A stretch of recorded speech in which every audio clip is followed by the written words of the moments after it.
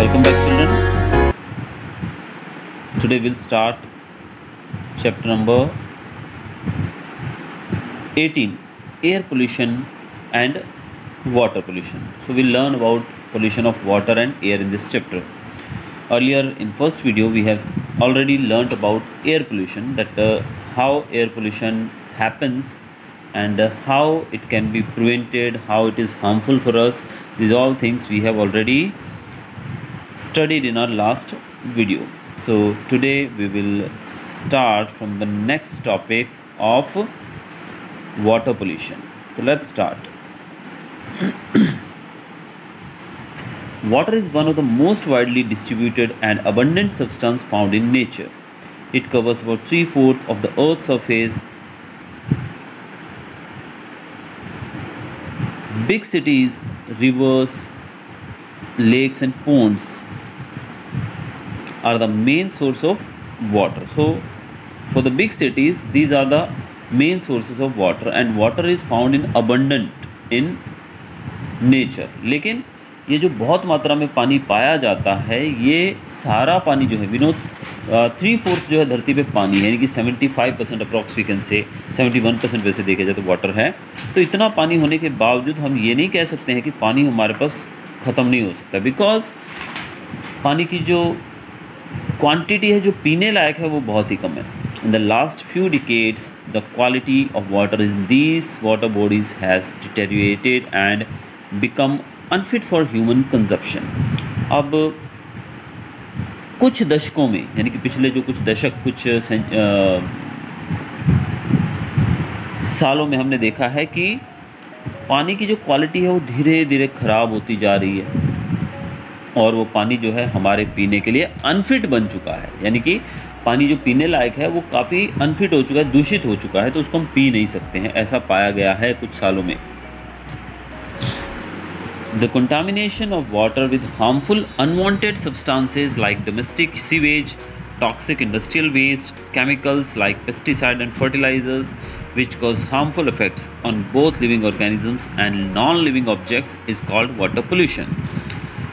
अब जो पानी है जब उसके अंदर हार्मफुल या फिर अनवांटेड सब्सटेंसेस मिल जाते हैं, कौन कौन से हार्मफुल सब्सटेंसेस, जैसे कि एग्जांपल के तौर पे हम देख सकते हैं डोमेस्टिक सीवेज यानी कि घर का जो गंदा पानी होता है पूरा वो, फिर टॉक्सिक वेस्ट जो कि इंडस्ट्री से निकलता है, और केमिकल्स होते हैं जो कि पेस्टिसाइड और फर्टिलाइज़र में यूज़ होते हैं. ये सब जो सब्सटेंसेस हैं ये पानी को कंटामिनेट करते हैं और ये सब लिविंग ऑर्गेनिजम्स और नॉन लिविंग ऑब्जेक्ट्स के लिए भी बहुत ही घातक हैं, बहुत ही हार्मफुल हैं. इसी को हम कहते हैं वाटर पोल्यूशन. जब वाटर के अंदर ये सब चीज़ें मिल जाती हैं we call it water pollution. The harmful and unwanted substances which contaminate the water are called water pollutants. तो ये हार्मफुल और अनवांटेड सब्सटेंसेस जब वो पानी को मिक्सअप हो जाते हैं पानी के साथ, तो ये हार्मफुल जो अनवांटेड जो सब्सटेंसेस इनको पोल्यूटेंट्स कहा जाता है, क्योंकि ये वाटर को पोल्यूट कर रहे हैं इसलिए हम उनको वाटर पोल्यूटेंट्स कहते हैं. और यही अगर एयर को पोल्यूट कर रहे हैं तो we call them air pollutant. इसके एग्जांपल्स दिए गए हैं pesticides, fertilizers, synthetic detergents, chemicals, oil and grease are water pollutants. तो ये सब का जो नाम लिया गया है ये सब वाटर पोल्यूटेंट्स हैं. The presence of pollutants makes the water foul smelling and bad in taste. इन पोल्यूटेंट्स के होने से, अगर पानी के अंदर ही पोल्यूटेंट्स पाए जाते हैं तो पानी की स्मेल बदल जाती है और उसका टेस्ट भी बहुत ही बैड हो जाता है. तो वाटर पोल्यूशन जैसे कि हवा के अंदर दूषित करने वाले कुछ सब्सटेंसेस का मिक्स हो जाना एयर पोल्यूशन कहलाता है, वैसे ही पानी के अंदर पानी को दूषित करने वाले सब्सटेंसेस का मिक्स हो जाना वाटर पोल्यूशन कहलाता है. Now next we will study about causes of water pollution. Water pollution के कारण क्या क्या हैं? तो पहला यहाँ पर दिया गया है industrial sewage. Industries of paper, textile, leather, paint produce waste containing highly toxic substances like lead, mercury, arsenic or their compounds. The discharge of untreated industrial sewage directly into the water bodies is one of the main cause of water pollution. Industries जो होती है ना बच्चों, उनके अंदर बहुत सारे harmful substances का यूज़ किया जाता है. केमिकल्स आपको पता है होते हैं इंडस्ट्री में यूज़. तो जो केमिकल्स हैं इनके अंदर ख़ास बात की जाए वो हैं टॉक्सिक सब्सटेंसेस जैसे कि लेड, मर्कुरी, आर्सेनिक और उसके कंपाउंड. ये सब जो है बहुत ही डेंजरस होते हैं। और इंडस्ट्री का जो पानी जिसके अंदर ये होते हैं उसको बिना ट्रीटमेंट किए, बिना उसको शुद्ध किए जब नदियों नालों में भेज दिया जाता है तो वो पानी को दूषित करती हैं वहाँ जाकर। ये पहला कारण है पानी को दूषित करने का, दैट इज़ इंडस्ट्रियल सीवेज। दूसरा, डोमेस्टिक सीवेज की बात करें, liquid waste from the kitchen and toilets are discharge into rivers through sewer system causing water pollution. हमारे घर के अंदर से टॉयलेट का जो पानी होता है या लिक्विड वेस्ट या कोई भी कपड़े धोने के बाद जो हम पानी फेंकते हैं वो, या फिर बर्तन का पानी है, यानी everything this is not pure form of water. तो ये जो पानी है ये भी हम सीधा नदियों में, नालों में भेज देते हैं। इससे सीधा वाटर जो है पोल्यूट होता है। नेक्स्ट इज ह्यूमन एक्टिविटीज़, यानी कि हमारी एक्टिविटीज़ के द्वारा कैसे होता है। Bathing of human beings and animals in or near lakes, rivers etc. pollutes the water bodies। अब पानी, वाटर बॉडीज़ भले वो नदियाँ हो गई, नाले हो गए, तालाब हो गए, जब वहाँ पर इंसान जाकर नहाता है या फिर जानवर जाकर, पशु पक्षी नहाते हैं तो उससे भी वो दूषित होता है, पानी पोल्यूट होता है। This is the reason how and why human activities they pollute the water. Next is agricultural waste. In modern agriculture large quantities of pesticide and fertilizers are used. Excess of these inorganic chemicals find their way to water bodies in which result in water pollution. Even groundwater is polluted due to excessive use of pesticide and weedicide। Agriculture जो है वो modern हो चुका है काफ़ी, और modernisation के कारण इसके अंदर बहुत सारे हम कह सकते हैं कि एडवांस्ड फर्टिलाइजर्स, केमिकल्स का यूज़ होता है जो कि प्रोडक्शन को बढ़ाने में मदद करते हैं। तो इनका जब यूज़ किया जाता है, ये इनऑर्गेनिक केमिकल्स होते हैं जो कि बारिश के समय पानी के साथ मिलकर बहकर नदियों नालों में जाते हैं, जिससे उस पानी के स्रोत को वो दूषित करते हैं। वैसे ही ये जो हार्मफुल सब्सटेंसेस, केमिकल्स जो हैं, जब ये धरती के ऊपर रहते हैं तो पानी के साथ ज़मीन के अंदर रिसकर भी ये धरती के अंदर ये पानी को भी, इवन अंडरग्राउंड वाटर को भी पोल्यूट करते हैं। पांचवा जो यहाँ पर बताया गया है पोल्यूशन का reason, that is oil spills. Oil spills from huge tankers in is one of the major causes of water pollution which affects the marine plants and animals.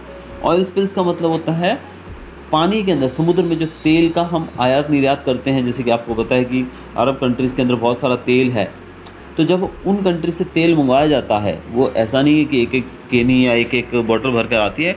It is imported and exported through sea. बड़े बड़े ships, tankers जिनको कहते हैं oil tankers, वो भरकर आते हैं, और उनको जब भरकर वो सी के द्वारा आते हैं तो कई बार हम सुनते हैं टेलीविज़न में कई बार कि हादसे हो जाते हैं। उन हादसों में टैंकर जो है डैमेज हो जाता है और पूरा जो तेल है वो सी के अंदर ही बहकर रह जाता है, मिक्स हो जाता है। तो इस तरीके से मरीन प्लांट्स, यानी कि पानी में रहने वाले प्लांट्स और एनिमल्स को बहुत ज़्यादा नुकसान होता है। तो ये कुछ रीज़न है जिससे पोल्यूशन जो है, वाटर पोल्यूशन, वो काफ़ी बढ़ता है। अब हम देखेंगे harmful effects of water pollution. Water pollution जो है उसके कुछ हार्मफुल इफ़ेक्ट्स की बात करेंगे कि उसके दुष्प्रभाव क्या क्या हैं। पहला हम देखेंगे effects on human health. Human यानी कि इंसानों की हेल्थ के ऊपर इसका क्या प्रभाव पड़ता है पोल्यूटेड वाटर का।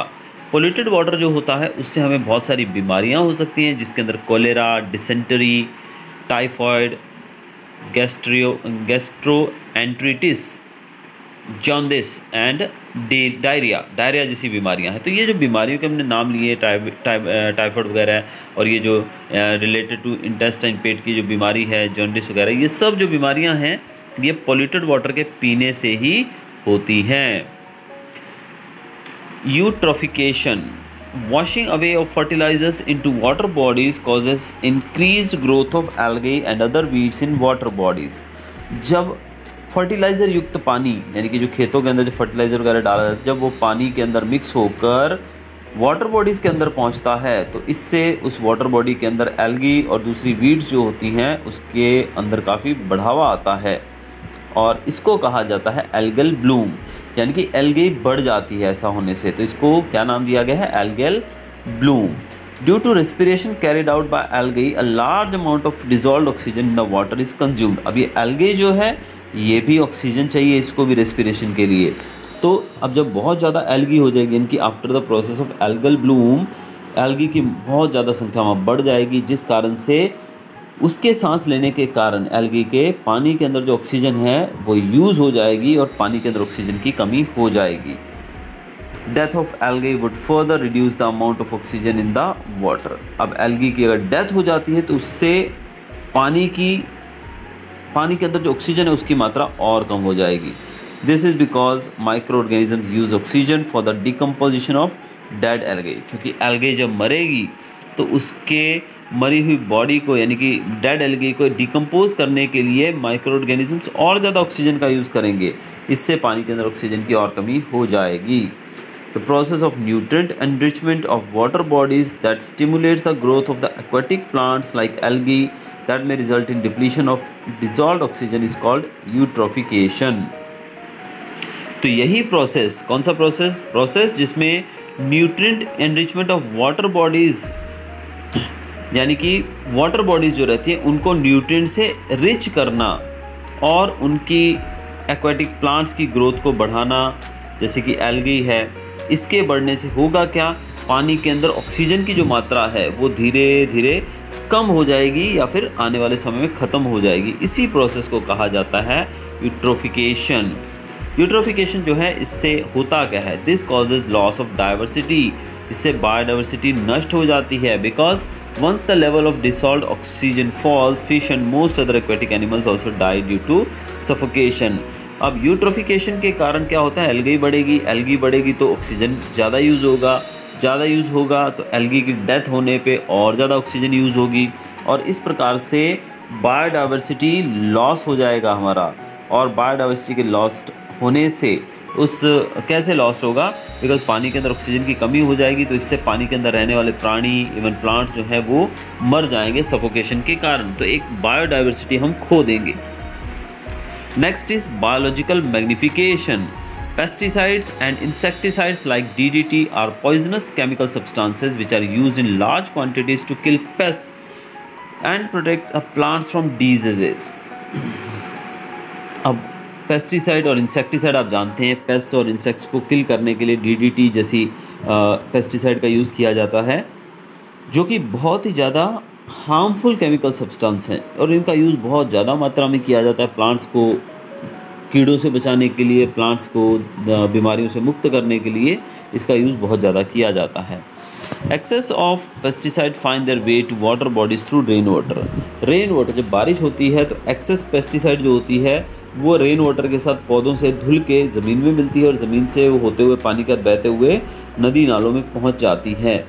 The pesticide enter the food chain of the producer level plants and get accumulated in the body of organism, increasing concentrations along the food chain। अब ये जो पेस्टिसाइड है ये फूड चेन के अंदर एंटर होती है प्रोड्यूसर लेवल से, क्योंकि ये जो पानी है या ज़मीन के अंदर वो डाला गया है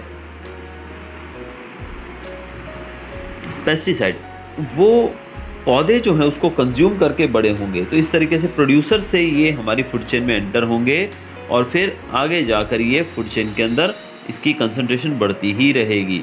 in aquatic food chain phytoplanktons are consumed by zooplanktons which are further consumed by small fish. The small fish are consumed by large fish which in turn are eaten by fish eating birds.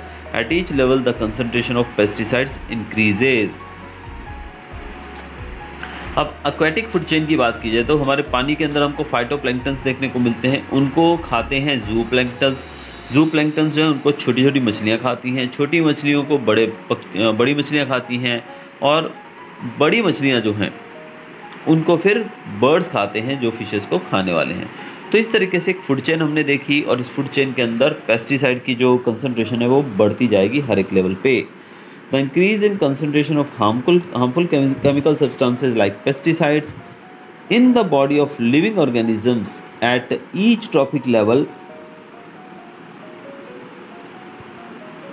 of a food chain is called biological magnification। तो बहुत ही important topic है biological magnification. क्या होता है biological magnification? का अर्थ होता है harmful chemical substances जैसे कि पेस्टिसाइड हुआ, इनका लिविंग ऑर्गेनिजम्स की बॉडी के अंदर बढ़ता हुआ स्तर, यानी कि इनकी जो कंसंट्रेशन है वो बढ़ती जाना लिविंग ऑर्गेनिजम्स की बॉडी के अंदर, इसी को कहा जाता है बायोलॉजिकल मैग्निफिकेशन। आगे आप देख सकते हैं यहाँ पर एक डायग्राम के द्वारा भी बायोलॉजिकल मैग्नीफिकेशन को दिखाया गया है। देखिए DDT जो पानी में है वो कितना है 0.000003 ppm। ppm का मतलब होता है पार्ट्स पर मिलियन। उसी को जब ज़ूओप्लैंक्टन्स खाते हैं तो वहाँ पर 0.04 ppm पहुँचता है। फिर आगे देखिए छोटी फिश खाती है 0.5 हो गया, और उसके आगे लार्ज फिश जब खाएगी तो 2 ppm हो गया, और जब उसी को बर्ड खाएगा तो 25 ppm हो जाएगा। ये तो ये जो आप देख सकते हैं कि कंसंट्रेशन जो है इसकी बढ़ती जा रही है हर लेवल के साथ। Effects on aquatic life. Aquatic life के ऊपर भी इसका बहुत बुरा प्रभाव पड़ता है। Accidental leakage of crude oil from big oil tankers pollutes the water. Since oil is lighter than water, it forms a thin film on the surface of water, which is called oil slick. The oil slick does not allow light and air to penetrate easily in the water. This oil slick kills thousands of marine plants and animals. Moreover, the cleaning up process of oil slick with detergent also causes a lot of damage to marine habitat. अब कभी कभी हमने जैसे अभी just example दिया मैंने कि बड़े बड़े शिप्स जो होते हैं ऑयल टैंकर्स के रूप में जो यूज़ किए जाते हैं, कभी कभी उनके दुर्घटना होने की वजह से वो जो ऑयल है वो पूरा उसमें से लीक हो जाता है। ऑल्दो हमको पता है कि पानी के अंदर ऑयल मिक्स नहीं होता है, लेकिन वो ऊपर एक फिल्म बना देता है, एक पतली सी परत बना देता है उस पानी के ऊपर। उस परत के अंदर से ना ही ऑक्सीजन अंदर जा पाती है, ना ही उसमें से लाइट अंदर जा पाती है। इस कारण से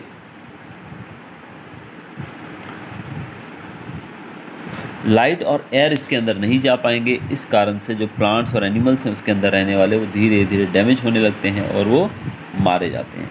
कभी कभी इस ऑयल स्लिक को जो ये पतली सी परत है इसको साफ़ करने के लिए डिटर्जेंट का यूज़ किया जाता है, लेकिन डिटर्जेंट भी तो एक हार्मफुल केमिकल ही है, तो उससे और ज़्यादा नुकसान होता है। Methods of prevention and control of water pollution. अब इसको प्रिवेंट कैसे किया जाए, वाटर पोल्यूशन को कंट्रोल कैसे किया जाए, ये देखते हैं।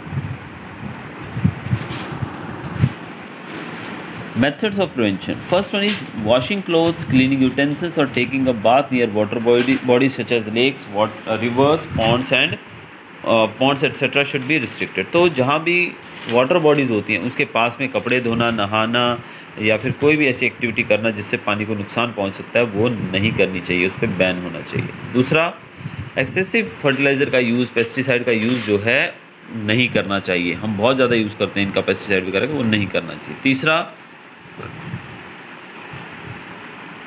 जो घरों से निकलने वाला गंदा पानी होता है जो सीवेज के द्वारा होते हुए नदी नालों में जाता है, उसको सीवेज को ट्रीटमेंट प्लांट में ट्रीट करने के बाद ही उस पानी को नदियों में या वाटर बॉडीज में रिलीज़ करना चाहिए।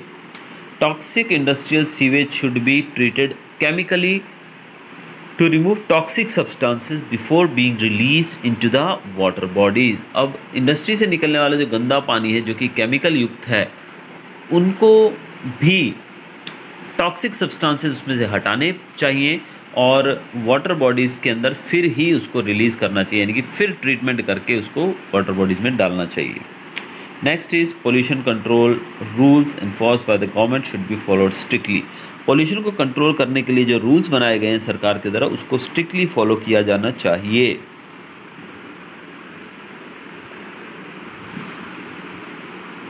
डेड बॉडीज जो होती हैं, भले वो किसी ह्यूमन बीइंग की है या फिर किसी अन्य प्राणी की है, उसको प्रॉपर वे में क्रिमेट करना चाहिए या फिर उसको बरी करना चाहिए, ना कि नदी नालों में फेंक देना चाहिए। तो वो चीज़ें नहीं करनी चाहिए क्योंकि वो पूरा पानी जो दूषित हो जाता है उससे। And next is educating the public about the harmful effects of water pollution. Public को हमें वाटर पोल्यूशन के हार्मफुल इफेक्ट्स के बारे में बताना चाहिए।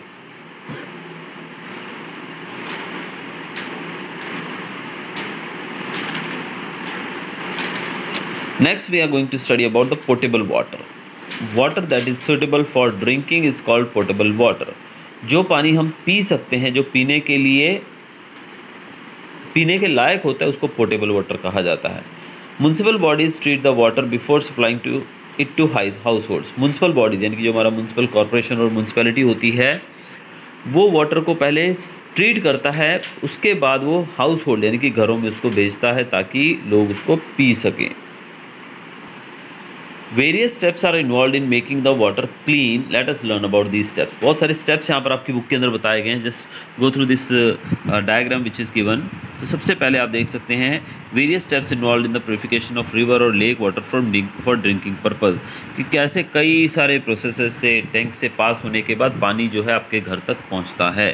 तो पहले बात करेंगे हम वाटर ट्रीटमेंट प्लांट की। The water reaches our homes, it needs to be cleaned by removing the impurities and killing disease causing microorganisms। तो पानी जो है हमारे घरों में पहुंचने से पहले उसको साफ़ किया जाता है, उसके अंदर से इम्प्योरिटीज़ को हटाया जाता है और डिजीज़ कॉजिंग माइक्रो जर्म्स को उसमें से प्योरीफाई किया जाता है पहले। Water is clean in the water treatment plant consisting of different tanks. Water जो है वाटर ट्रीटमेंट प्लांट के अंदर साफ़ किया जाता है, जैसे कि आप अपनी बुक में देख सकते हो, उसके अंदर अलग अलग तरह के टैंक्स होते हैं। वाटर जो है रिवर्स या लेक से लिया जाता है तो उसको पहले सेडिमेंटेशन टैंक में भेजा जाता है ना। What is this sedimentation tank, वो आप नीचे यहाँ देख सकते हैं।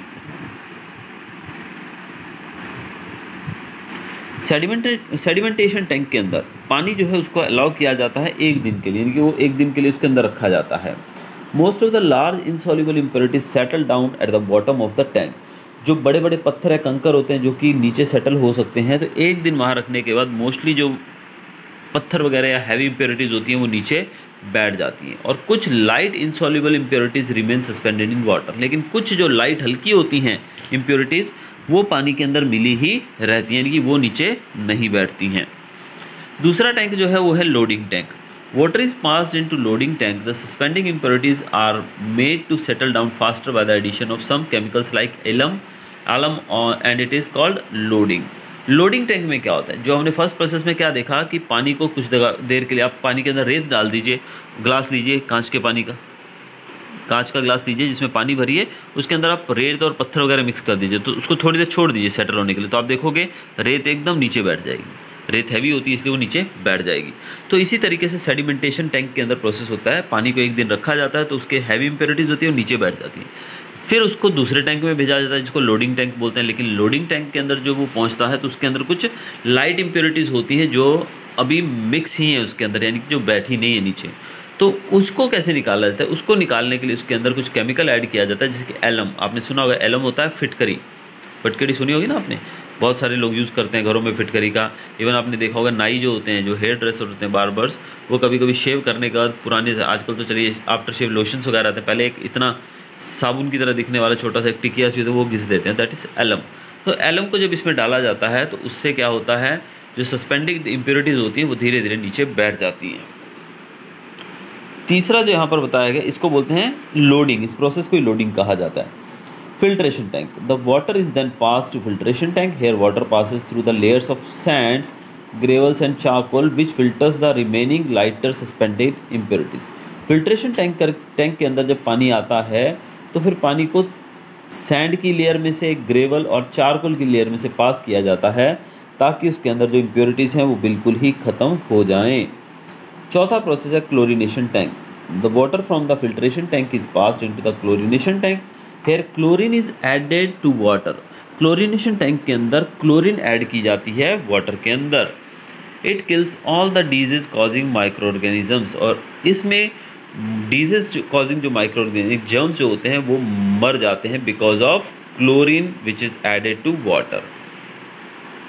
The water is now fit and safe for drinking. अब ये जो पानी है क्लोरीनेशन के बाद, उसके बाद वो एकदम साफ़ और स्वच्छ बचा है हमारे लिए पीने के लिए। यानी कि हमने चौथा प्रोसेस देखा कि कैसे पहले हार्ड इम्प्योरिटीज़ को निकाला जाता है और क्लोरीनेशन के द्वारा जर्म्स को भी किल कर दिया जाता है। स्टोरेज टैंक की बात करें, after purification the safe drinking water is collected in big storage tanks, from these tanks it reaches our homes through pipes. फिर जो पानी है प्यूरिफिकेशन के बाद ड्रिंकिंग वाटर जो है वो बड़े बड़े स्टोरेज टैंक्स में रख दिया जाता है और फिर हमारे घरों में पाइप्स के द्वारा पहुंचता है। तो ये जो पूरा प्रोसेस आप देख रहे हैं अपने सामने सेटअप, ये है वाटर प्यूरिफिकेशन प्लांट, कि पानी को कैसे प्यूरिफाई किया जाता है। Now next you can see a lot many things here, the question answers, MCQs and all. If you have understood, you can solve these question answers and even the objectives also, and hope that you'll be getting the answers also of this chapter very soon in my next